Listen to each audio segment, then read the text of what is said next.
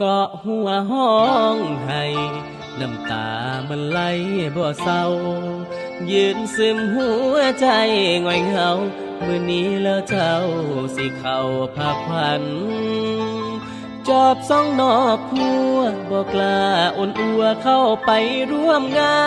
นย้อนอายสุมหมู่ไทยบ้านย่านคนสำคัญของเจ้าคิดหลายผู้บ่าวคนเก่าอย่างเฮาถูกเขาแย่งแฟนฐานะของอายคลอนแวนเลยสู้เงินแสนของเขาบ่ไหวคนจนต้อยต่ำถูกเขาเหยียดยามย่ำยีหัวใจสถานะของคนจังอายบ่มีสิทธิ์ได้ครองใจแก้วตา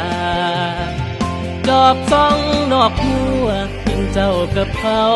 ป้อนไข่ไอ้ก็แอบคิดดีใจที่เห็นเธอได้เป็นฟังเป็นฟ้าอวยพรข้างหัวให้ผู้เบาสาวด้วยหยดน้ำตาลองหักสมปรารถนาส่วนอ้ายขอลาหาใจเหิ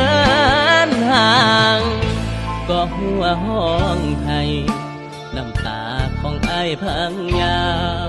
ในมือถือขวดเหล้าขาวอาศัยน้ำเมาลบภาพความหลังโชคดีเดอล่ามือนี้อ้ายเอาใจมาส่งทางจากคนหัวใจเพพังอวยพรให้นางด้วยความเต็มใจ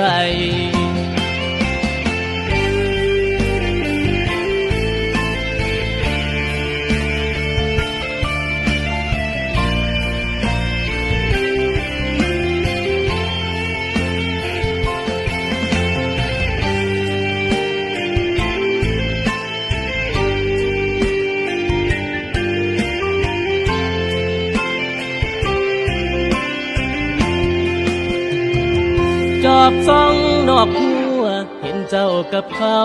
ป้อนไข่ไอ้ก็แอบคิดดีใจที่เห็นเธอได้เป็นฟังเป็นฟ้าอวยพรข้างหัวให้ผู้เบาสาวด้วยหยดน้ำตาลองหักสมปรารถนาส่วนอ้ายขอลาหาใจเหินห่าง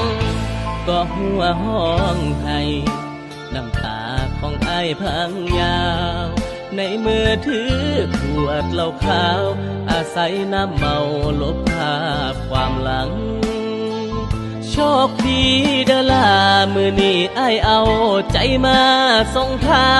งจากคนหัวใจเพพังอวยพรให้นางด้วยความเต็มใจ